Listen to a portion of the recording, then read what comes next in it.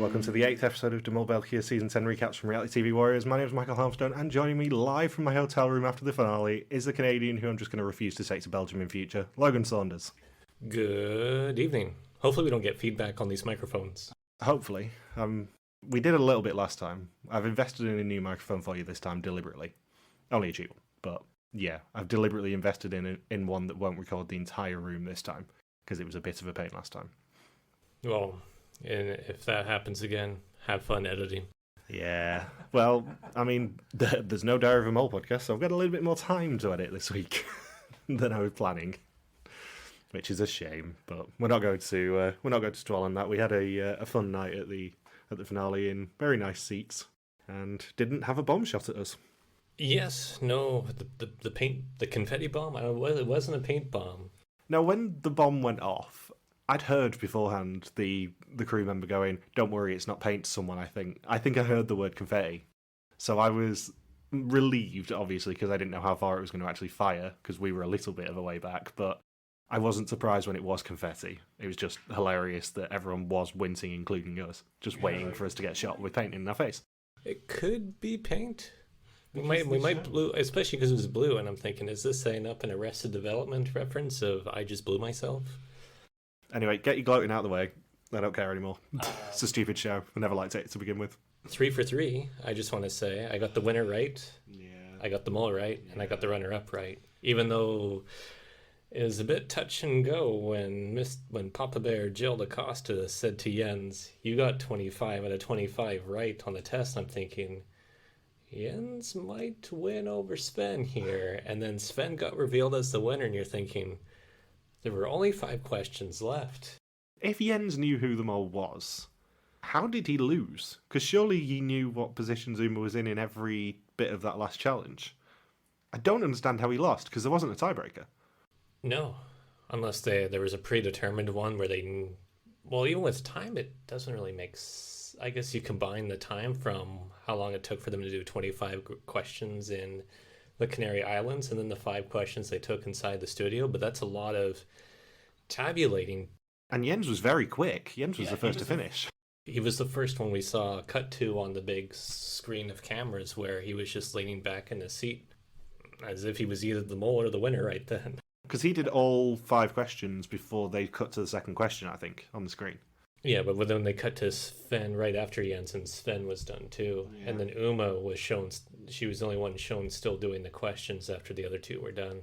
So he knew who the mole was, and there were 5 questions left, and it didn't go to a tiebreaker. What did Jens do? Was he just too focused on his own task of being upside down, or didn't understand? Because were the questions shown on screen the ones that applied to... So it was just about the challenge, right? Yeah, it was just about that final challenge. He knew what position Uma was. He knew that she'd been voted for by the public. He knew whether she'd passed or failed. He knew what she went for. I don't understand how he messed it up. Because if there were 5... And then the last question would be, who is the mole? So he screwed up on 2 out of the 4 questions about the challenge. But I also don't understand how if he knew who the mole was, why he went for Passfragen. But that's another story. Well, I mean, now we know why he went for the Passfragen, because he lost, because he didn't get it. Yeah. So he must have really thought, oh, I got 25 out of 25, which means I know Uma is the mole. Sven is a very smart guy. I need those 2 Passfragen to beat Sven. That might be what he was thinking, because for all he knew, Jill is telling Sven, hey, you got 25 out of 25 as well. Jens isn't privy to that information about how well Sven did on the quiz. The problem is he was told that Passfragen would just change a wrong answer to a right one, and he knew he'd got 25. I don't understand his tactics. But he still got 2 wrong somehow, unless he was just... I'm very interested to watch the reunion next week and find out how he lost. Because the ending of this season is more how Jens lost, for me, than how Sven won. Yeah, because, well, we know what happened to Sven. He was on Manu. He went all in on Manu on the Final 4 quiz. Manu went home. And I was thinking, Sven's only there maybe because he got the one question right: is the mole a man or a woman? Yeah. And that would overlap with Uma. And by that point, Jens was fully on Uma, I think. Yeah. And then Manu, I guess, definitely wasn't on Uma, which means she probably got 0 on that quiz. She must have been on Jens. Yeah. presumably. Yeah, I But can't that's see weird. anybody being on Sven. So then Manu goes, and then Sven is thinking, well, if I beat Manu is either due to time or I pick the correct gender of the mole, Yeah. in which case it has to be Uma then. Yeah, it was just very confusing. Now I'm trying to think, how many Belgian mole seasons have we had it where the winner just Looks snipes it on the final test? Because that's Well, two Analotta seasons in a did. row. Yeah, and Analotta was 10 minutes beforehand. I don't think any of the others. I don't think anyone had done it before, and also because Kathy was on Jill for ages. Yeah. Davey was on Aline for ages. David was on to a lean from from minute one. minute one, yeah. From the first challenge. Lloyd, half the cast was on to Peter Yeah, for a very long time. and then Axe was on Elizabeth for a while. From the boat challenge, yeah. Swimming Same with challenge. Boss too. Boss was on there from then. We didn't see Boss tonight anywhere. Well, we're gonna do a run through of who we saw and who we didn't, because there were some surprising people there. Peter was there; he wasn't there in Vietnam, Mhm. for example. We got the centre square of Jessica, which we did joke about a few weeks ago, from South Africa. You've already forgotten that. Logan looked at me very perplexed then. Axel may or may not have recognised us. I'm still not sure. I gave him a hello. I think he recognised us, but I'm not entirely sure. Yeah, he's like, oh, huh? Especially as I did message him a few days ago going, hopefully we'll see you. So he, thinks about us. We saw Bart from a distance, sadly. Who was the most obscure person you saw? Would you say? Other than Jessica. Other than Jessica, yeah. Obscure. Well, I guess it's that Mark the Mole guy from like 20 years ago. I guess he'd probably be the most obscure. Yeah, because when we got there, after about 10 minutes, I went to investigate the queues and try and get myself a Demol suspicion badge. And I had a fright when I got to near the front of the Who Do You Think the Mole Is truck. Because out of the corner of my eye, I saw the creepy magician from Germany. Oh, really? It was there. Yeah. With his stupid glasses and his line on his head, yeah. Wearing a thumbprint t-shirt with his surname on it. And I didn't tell you about it because I thought this would be a fun revelation to to spring on you when we're chatting. It's awesome. Yeah. We didn't see Booba. We didn't, and Logan was crying about that. All his victories today, he's just so disappointed he didn't see Booba. Yeah, because we haven't seen Booba at either of these two shows now. Now, there were a lot of people there. The only mole I think we didn't see was Aline. And we suspected that she wasn't going to be there because of a personal matter. Yeah, given what we saw on her Instagram a couple of weeks ago, it was not a surprise that she wasn't there. Yeah, she was the only one not included in any of the segments. Yeah.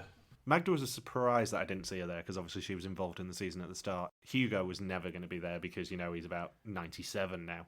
Is that an exaggeration or no? He's in his 90s, I think.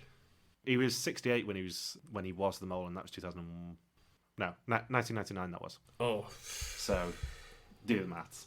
He's well in his 90s. so he could have. Well, I He don't want to hasn't died. assume, but he's not dead. But I mean, like he could have some sort of issue. It might be like a Rudy Bosch situation where There is no way that he was ever going to be coming. I think if he wasn't 68 at the time, they probably would have tried to get all 12 moles or whatever it is by this point for a group picture or something. But yeah, there was no way in hell that Eileen was going to be coming, obviously. And there was no way in hell that Hugo was going to be young enough to be able to get on a stage.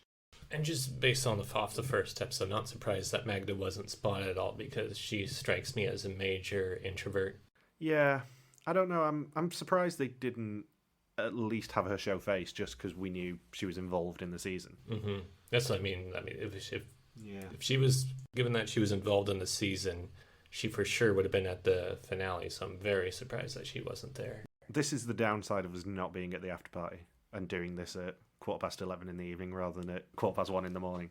Because these people could be partying at Paleis 12 for all we know. Apart from Hugo. Hugo probably couldn't get up the stairs. And Jesus Christ. And I'm just trying to think of all there were a lot. Actually, we didn't see that many contestants from Vietnam at all.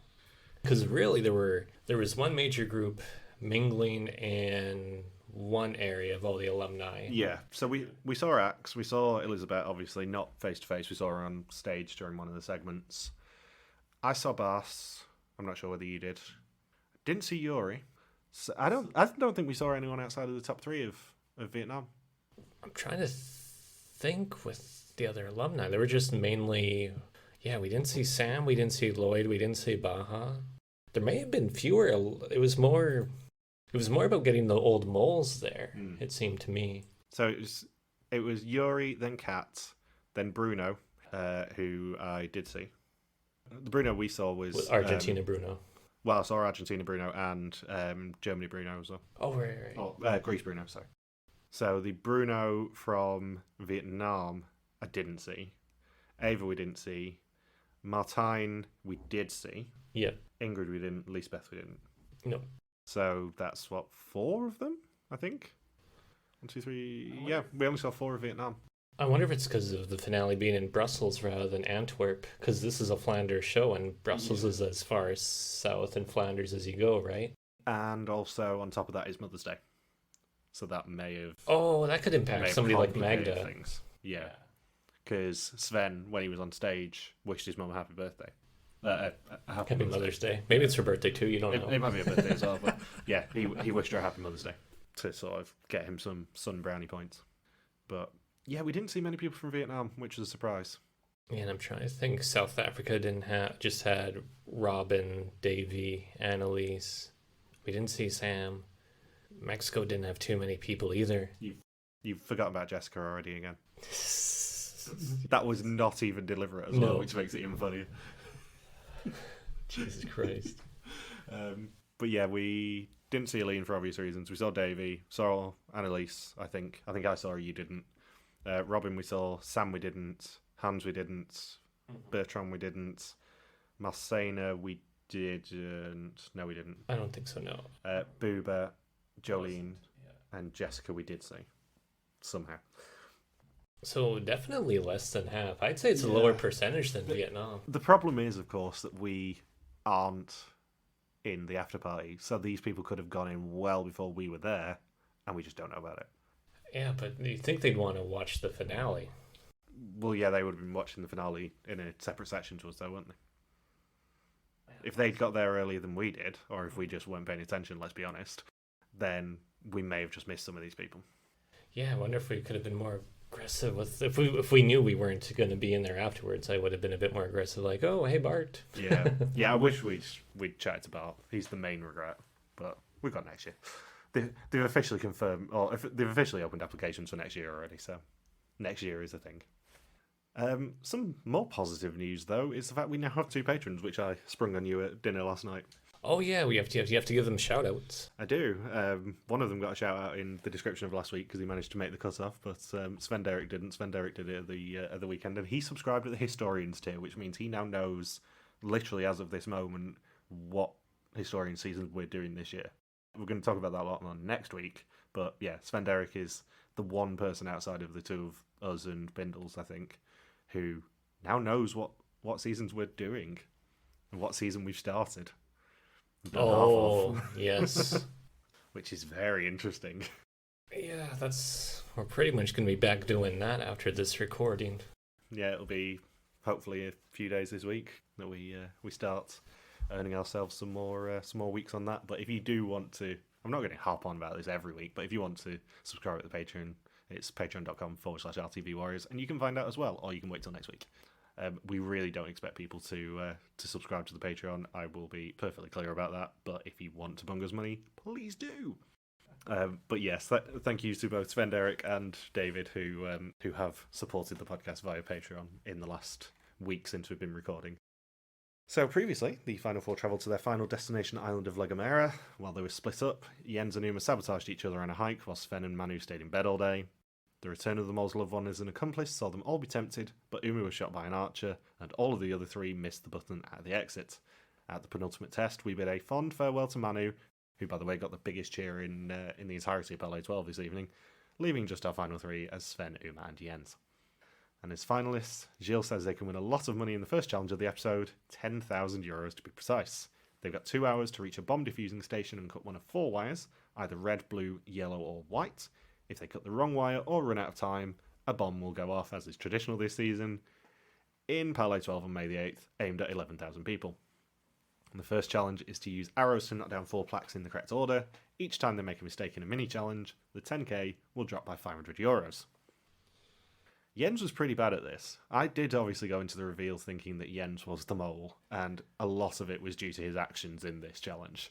And I was honed in on Uma, so when Jens was missing, I was thinking, well, it looks like a guy who's genuinely trying to hit those targets. Maybe a couple targets he was doing intentionally to try and throw Sven off, since, I mean, we've seen it happen before where somebody pretends to be the mole in the final round and it distracts the other candidate and makes them lose the game, a la Celebrity Mole Yucatan with Dennis Rodman throwing off Mark Curry in the final minutes of the game, right at the buzzer. And then Uma was trying it, and the arrow just fell to the ground. There's no distance on it, and I'm thinking she could just easily pass off and say, oh, I just don't know how to use a bow and arrow. The laugh that went up when Uma did that was amazing. Yeah, that was one of the better reactions. I guess we can talk a bit more about how the briefing of the mole was filmed. Well, yeah. I don't know whether we're going to get an email off Jill if we do, but yeah. There was no way in hell that was actually live with Jill and Uma, because it wasn't a transparent or a translucent screen at the back. It was a big LED screen, but that section was filmed before the episode. Yeah, so that we saw the footage of the first 20 seconds of the episode twice, because they first showed the first 20 seconds, and then they showed them walking by the atomium, and then Jill does get on stage right then. Yeah. Then he goes behind the screen to record the briefing of the mole, or pre-recorded briefing of the mole. Yeah, it was a pre-recorded one. And then he comes on stage, talks to the crowd for a bit. They wheel out the bomb then, right? Yeah. Do you remember what my reaction when the screen went down and we saw the shadow of Jill and the mole, as it was then, was? It was, oh fuck, they're doing a Diary of the Mole live, but they're going to call it a briefing of the mole, and then briefing of the mole came up on the screen. I'm like, it's not a briefing. It is a diary. Still not a briefing. No matter how many times you try and say it is, it isn't. And then they wheel out the paint bomb, and then, as you said before, realize it's a confetti bomb. Yeah. And then Jill goes off stage, and then the first 20 seconds is re-shown, and then there are live cuts in the episode, but it wasn't pre-recorded cuts. No, everything after the briefing of the mole was absolutely live. Yeah, and that's really, really ambitious. Especially when you consider that, despite the season being very cursed, only one thing went wrong, which was the reveal of Uma as the person who wasn't going to earn anything.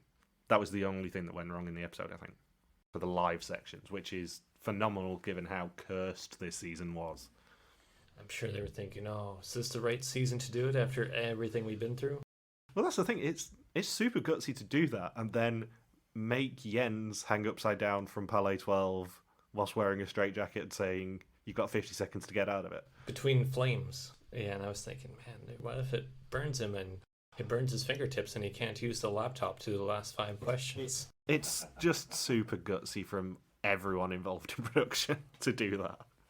So yeah, when Jens is shooting, Sven and Uma look on with binoculars, and Sven jokes that when he has the question about order these 4 famous Flemish guys in order of age, Sven does say, I wonder if the question is who has the youngest girlfriend, which I'm sure Jill loved keeping in the episode. Yeah. Actually, I think Sven's comments got the most laughs out of anybody tonight. Yeah. Consistently. And unfortunately, there were no English subtitles today, so you get the gist of it, surprisingly. I survived. There's obviously certain bits that when I watch the subbed version, I will then write in my notes for next week to bring up because we forget things, but all of my notes are just done based on my memory of the episode when we were stood there outside Paleis 12. So we're probably not going to pick up on much detail on it, but the broad strokes we've got, definitely. Yeah, luckily the challenge was fairly easy to grasp. Yeah. Especially the second one. They had the visuals on screen. Because I was asking you, what's the other twist that everyone's reacting to? And then it showed on screen what exactly the twist was. And then I thought, oh, okay, I get this. I get this visual. We've said it numerous times, but België is very good at visually explaining challenges.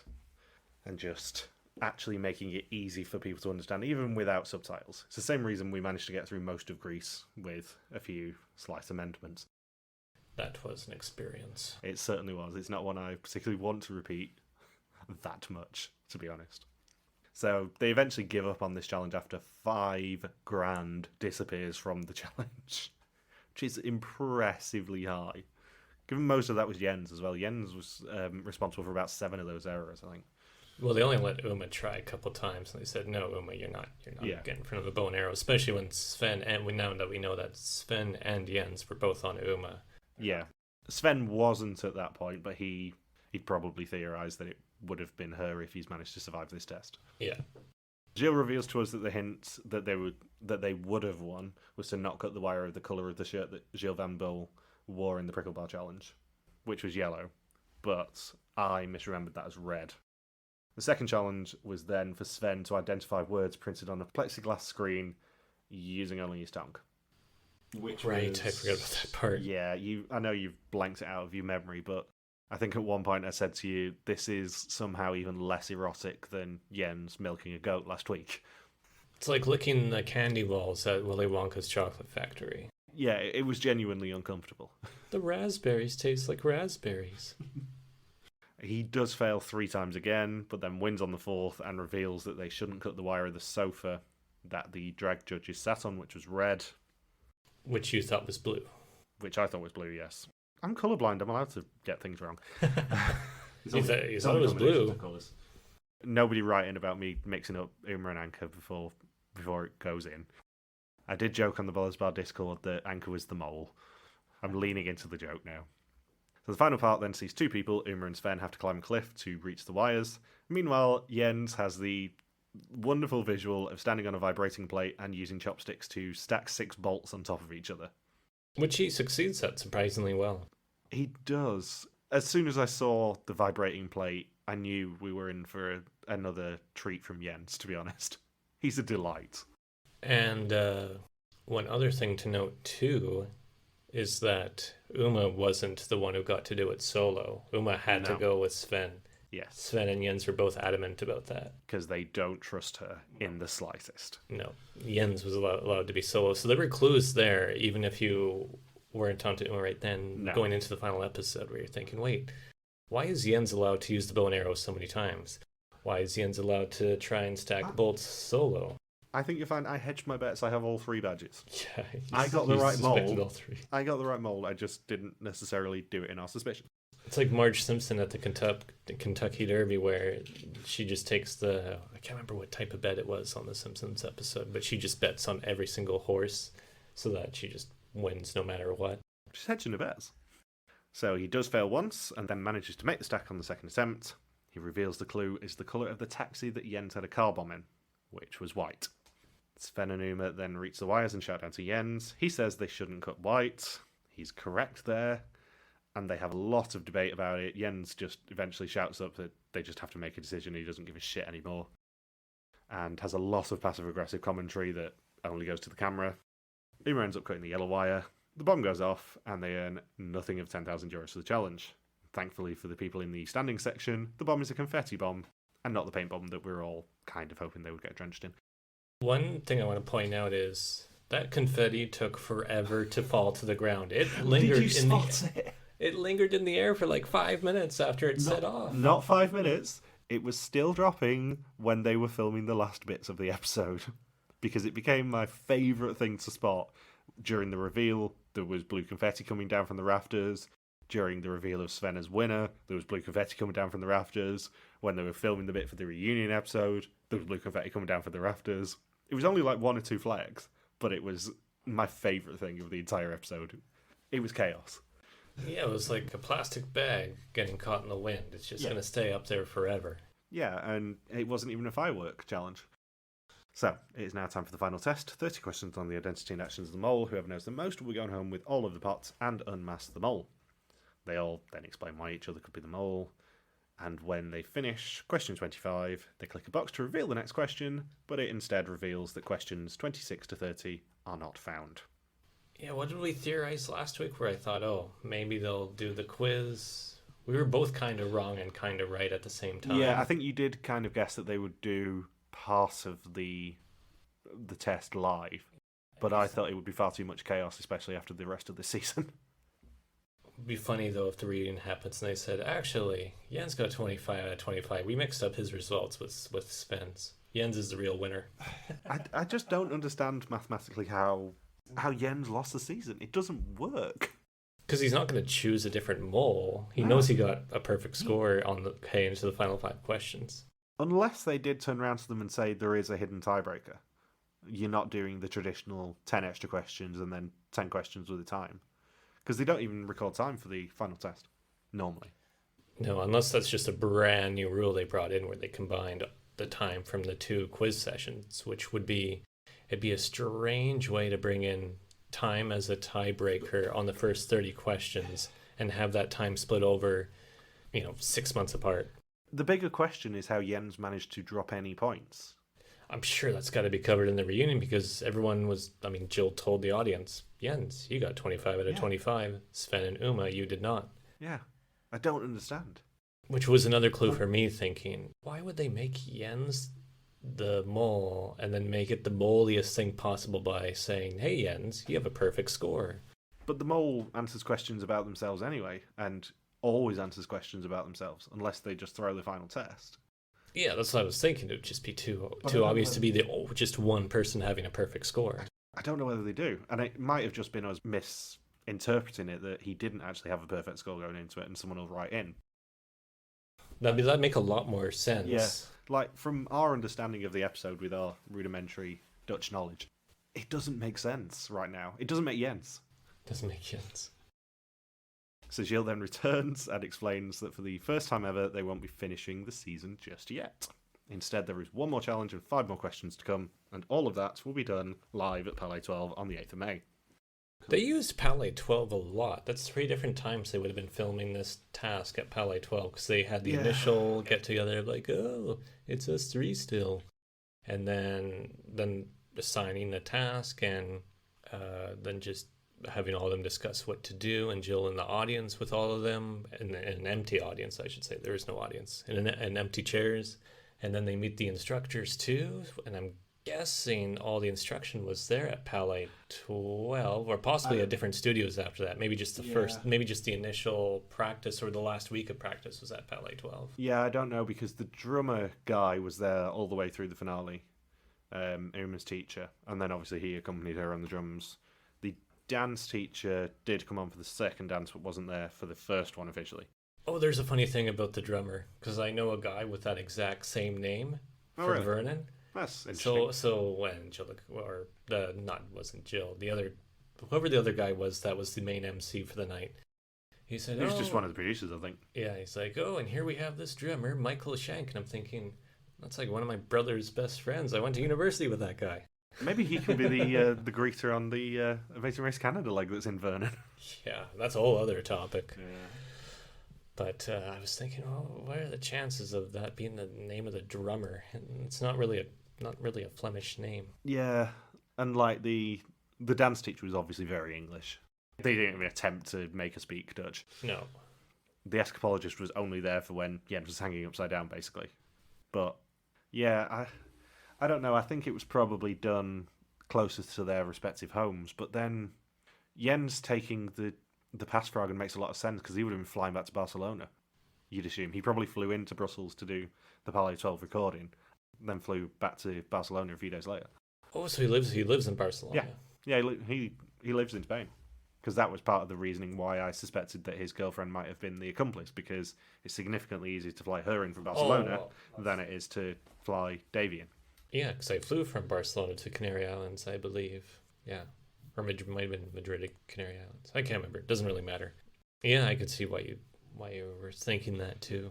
It's like I said last week. I'm less bothered about being wrong this season because it's such a weird season. Well, there was a lot less data. We only had 3 episodes to go off of before this final reveal. And you don't really want to pick a different mole while you're sitting in the audience. It feels a bit cheap if you switch 2 minutes before the reveal and say, wait, no, I don't think that person's the mole anymore. I'm switching. It's the patented Logan Saunders tactic of doing a ride or die mole and then not changing until you need to. And this year it worked. Well, last year it worked for me, so it's just your year this year. You got one more chance to shame me, potentially, beating me on predictions. But we won't talk about that until next week. So, we then cut to 5 weeks ago. The final three all reunite on the stage of Paleis 12, and Jens has had a haircut. Gilles explains that they'll be putting on a live show, and each of them must provide one component of it. One will be doing magic, one will be doing music, and one will be dancing for all of us. Jens picks magic, Uma picks music, and that leaves Sven with dance. Each of them who passes their respective components will add €2,000 to the pot. Gilles then takes them aside and gives them an offer. They can open the instructions almost immediately and have 5 weeks of practice, but if they think they can do it in just 1 week, they can swap the €2,000 for 2 Passfragen on the final test. If they choose that option, though, and fail, they will cost the group €2,000. When all of them say 5 weeks, Gilles then stirs the pot a little by telling Jens that he got full marks on the final test, and that Uma and Sven did not. We then also find out that someone changed their mind, and it was up to the public and those in Paleis 12 to decide who. Whoever we picked would not count, whether they gained or earned money, or gained Passfragen. And when they meet their respective teachers, Uma finds out she has to do 2 sections of drumming with no more than 2 mistakes, Sven finds out he has to do 2 sections of tap dancing with no more than 2 mistakes, and Jens is doing escapology, escaping a straitjacket in under 50 seconds, upside down, hanging over the stage. The Michael Scott Memorial Challenge. Magic, magic, magic, magic, magic. When they revealed this, obviously we didn't know for certain what the challenge was going to be. When they explained it, I'm sort of piecing together the context clues and going, oh my god, he's doing escapology. They're actually going to do escapology and hang him over the arena. What the fuck are they doing after this season? They didn't hang him up that high, luckily. No, but it was still high enough, because that stage was probably about 10 feet high already, and then he was probably another 10 feet above the stage. Yeah, at least he wasn't like in the rafters trying to do it. No, I did think that maybe they were going to stitch him up and hang him properly over a section of the audience, but it's probably for the best that they didn't, because he didn't escape.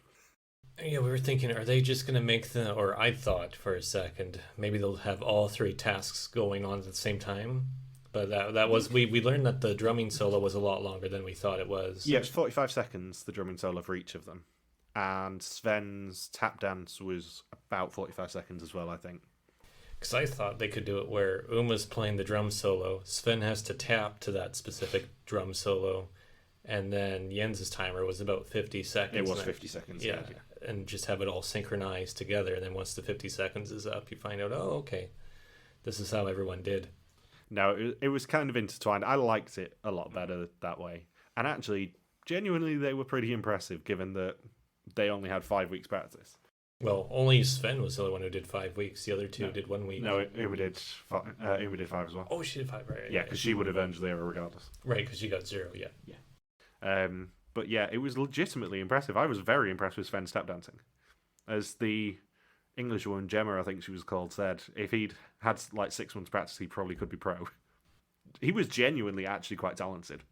Well, he knew how close he is to winning the season. I mean, if you have a chance to put 2,000 into the pot and possibly be going home with 28 or 30,000 euros, you're going to want to pick up tap dancing pretty quickly. And even Jens, after the start of the practice that we saw, he was way better than I was anticipating. He managed to get his arms over his head rapid. It was about 2 seconds he did it in. Yeah, we thought for sure he was going to escape, and then time went on. You realized, oh wait, we're down to 20 seconds. We're down to 10. He hasn't made any more progress. I think he just panicked. I think not only did he panic on the test, but he panicked on that final challenge. Yeah, because that only reinforced my idea that he might be the mole, because he did so well immediately and then thought, I'm doing too well here, I better chill on it a little bit. Yeah, but that just seemed such a blatant sabotage. Well, with Uma, she barely missed. It was, oh, I made 3 mistakes instead of 2 mistakes. Yeah. And then, oh, I didn't add any money into the pot. Well, Jens was a lot more blatant of, oh, it's minus 2,000, and he wasn't even close to escaping after the progress he made within the first 5 seconds. Yeah, it was just it was strange. I was very much in a Jens tunnel even until the reveal. Gilles then reveals that Jens obviously failed, as did Uma, but Sven passed with only one mistake. Jill then reveals that Jens picked the Passfragen, but Uma and Sven did not. Uma was picked by the public, so her 0 counted for nothing anyway, and Sven and Jens cancel each other out, leaving the final pot as €26,390, the same as last week, out of 92,750.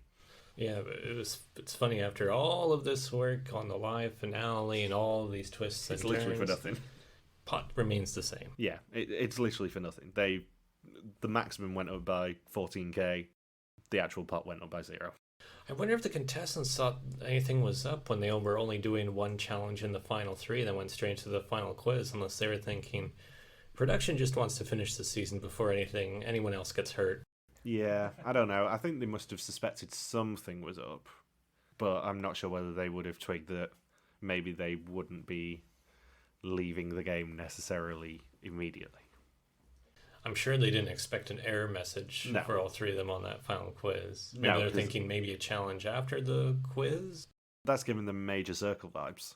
The big twist of the circle this week seems to be that it gets infected with a virus of some description. So it's then time for the final 5 questions. They've got 15 seconds per question to answer, and they're doing it live on stage. We watch all of them do the questions, as we said before. Jens is the first person we see cut to who's done. Yep. Then Sven. And then by far Uma after Yeah. that. The lights go out and reveal that Sven has won all the money. Much to, actually, my shock. Because when the test was going on, I said to you, who do you think's won? Who do you think the mole is? And you said, Uma's the mole, Sven's the winner, Jens has lost. And I said, Uma won, Jens was the mole, Sven lost. And, I was obviously very wrong. Whiff, 0 for 3. Yeah, I know. But it has to happen some years. And as I said to you on our way out, it's only when we go to Belgium that you actually get the right mole in the end, and I don't. It's only 2 seasons that's happened with België, and both of them we've been at the finale for. I guess they didn't get to film the reunion show. They'll do that tomorrow, I suspect. Tomorrow, or even, I wonder if they're filming a chunk of it right now. Yeah, I don't know. Because presumably they had a camera on the rest of them as Uma was revealed as the mole. Or as Sven was revealed as the winner, and then Uma was revealed as the mole. Because they were all in the sofas on the side, weren't they? Mm-hmm. So they wouldn't have had the let's swamp the winner scene. But that's the only thing that would have been missing from it, I think. I was thinking too, are they going to be filming this on a Monday for the reunion? It's usually filmed on Saturday when the finale's on Sunday. So, yeah, they could make it happen, I think. Because all they've got to do is show everyone what Philippe and Uma did. It's not that big a time commitment for them, really, to do it tomorrow morning or whatever. Yeah, it's a bit bizarre what you would do, how you would do for a reunion show when it's... Because you see everyone's reaction to the mole being revealed live on stage, so that's all the footage you need for the reaction and everyone's... Because they were doing... Oh, that's the other thing. Before we went in there, you said that they were getting all the predictions for yes. Everyone thought was the mole and the winner. Yeah, they were filming people going into the VIP entrance, and I suspect that was who do you think the mole is, and they're going to use that for the start of the reunion next week, I suspect. Yeah, because they can't obviously do that now. No, I don't know whether they're going to do any additional reunion filming. They might just sack it off. They might just do the what did Philippe do, what did Uma do. Because we even had what Sven's going to use the money for on stage. Yeah, exactly. They asked him that too. Yeah, I wonder if that whole after party thing, if they were able to do like the remaining reunion show footage that they needed for the episode right then, since it's the weekend. And they probably want it, and if it's 10th anniversary, you think they want to incorporate past moles, so not just a reunion for that cast, but like they had almost all of the previous moles there. Yeah, it's going to be very interesting because there was a drone filming as well. Multiple drones. Well, there was definitely that drone filming over Paleis 12, and we haven't seen that footage yet because obviously the Atomian fading into Gilles appearing at Paleis 12. Oh, that was filmed. We didn't talk about the BMW. That was filmed days ago. You know how I know that? Because none of the infrastructure was there. None of the barriers. The barriers have been there since at least yesterday because I walked past them. And none of the mole signs were there or anything. So that was filmed days ago. Probably fairly early in the morning by the look of the sunlight and stuff. Yeah, the BMW, that was a funny thing. So Michael and I were separated at this point where Michael saw most of the alumni from the previous seasons. Yeah, so I'd gone investigating what the hell people were queuing for, and then gone and got myself a Jens Vitterbrook is the Mole button. And I'd left you for about 20-30 minutes at that point. So pretty much right after you left, all of the contestants, excluding the final three from this season, were all together. They walked right by me and only walked another maybe 10 feet further. They were really, really close because people were doing selfies with the current cast behind them. Yeah, Tun's mum had packed him a lunch and kissed him on the cheek and said, have fun with your friends. Yeah, and they were with a handler too who was lecturing them and showing them paperwork and stuff. And then this BMW rolls through, the same BMW that we see in the episode, and then everyone has to make a path for it. And then the BMW like goes forward and then goes back and then forward and then back. And this goes on for about 20 minutes. I don't know who that was.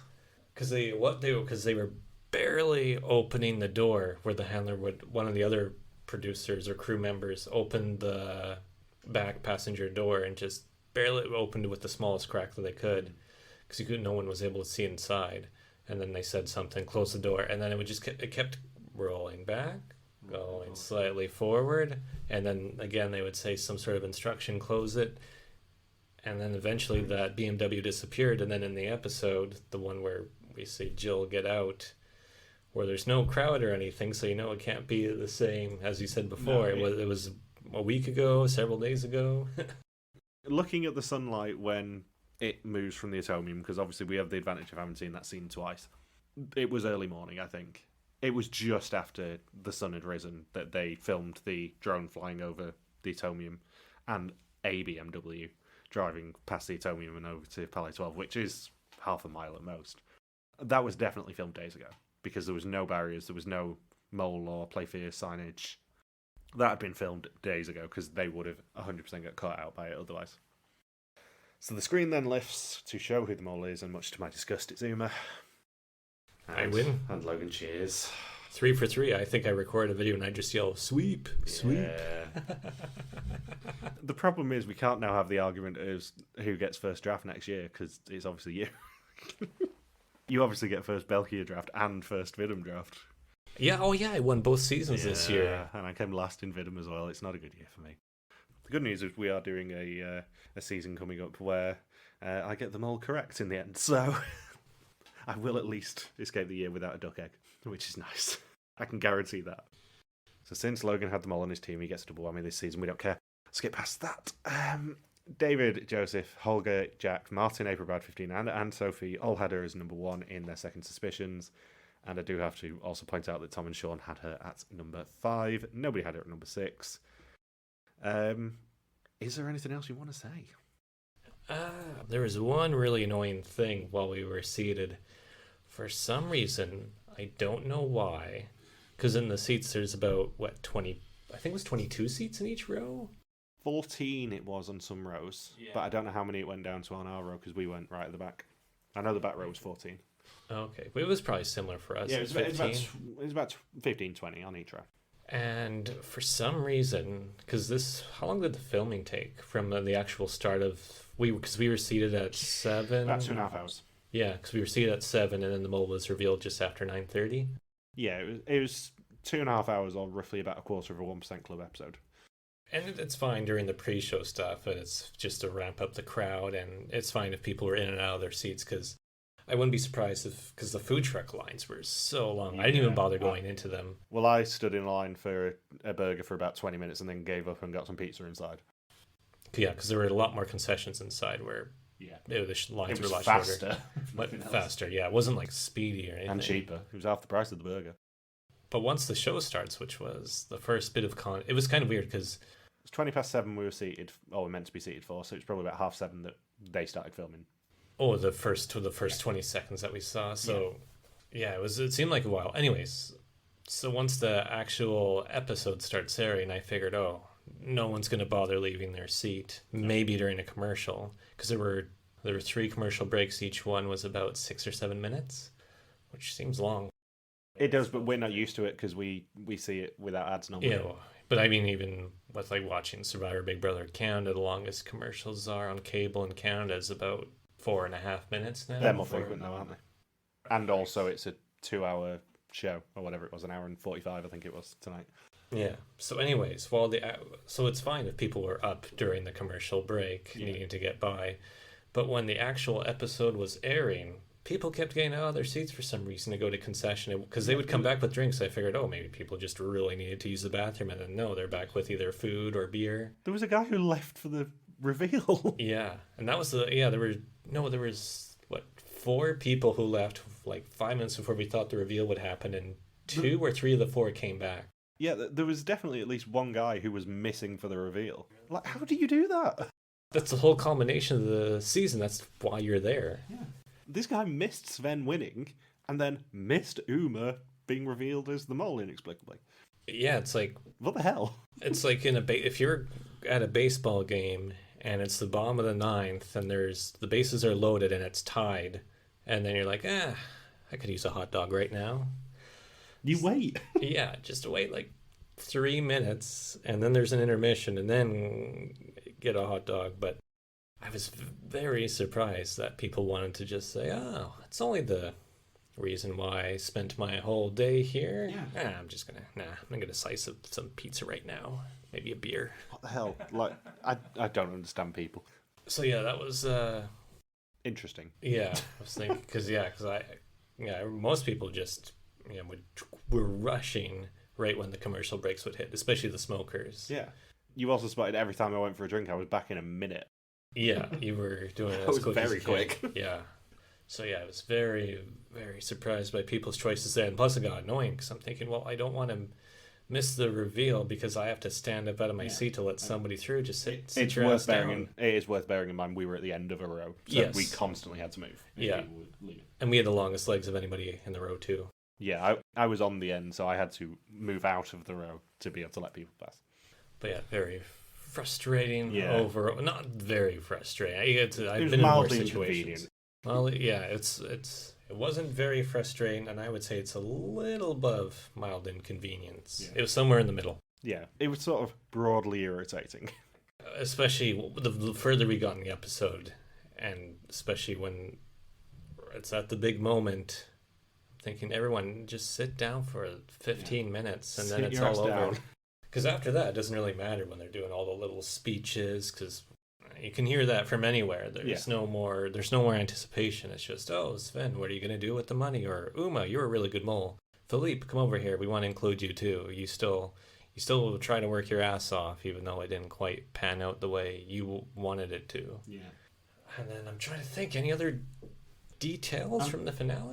I'm sure it'll come back to us. Even though we're not recording this at 1 o'clock in the morning, although, we're not that far off. Even though we're not recording at 1 o'clock in the morning, I'm sure stuff will still come back to us over the next week and we'll pick it up in the reunion. But I can't think of anything else to say. Yeah, this is more of like a reaction to... Yeah, we are basically those YouTubers reacting to things. Yeah. From the start of the episode that nobody saw. That's a good start to our Patreon side biz. Next time, if enough people subscribe to the Patreon, I'll introduce a new tier for next time we come to Belgium and we'll do live reactions. I won't. We have enough. Tiers, that is. You can still give us all of the money. So, thank you for listening to our Mol België Season 10 finale recap. We'll be back next week to conclude the season and discuss anything we've probably forgotten. Don't forget you can contact us on Twitter, Facebook, YouTube, or Instagram, where we are RTV Warriors, or you can email us and contact at rtvwarriors.com. Logan's on Twitter at LogsofQuacky, and I'm MJ Harmstone. You can also support us on Patreon at patreon.com/rtvwarriors. Thank you as always to Natalia for the subtitles, and Jill and Lise from Playfair for inviting us to the finale. We'll see you next week. Peace out and just chill till the next flavoring. Trust. Hi guys. Hi. Nobody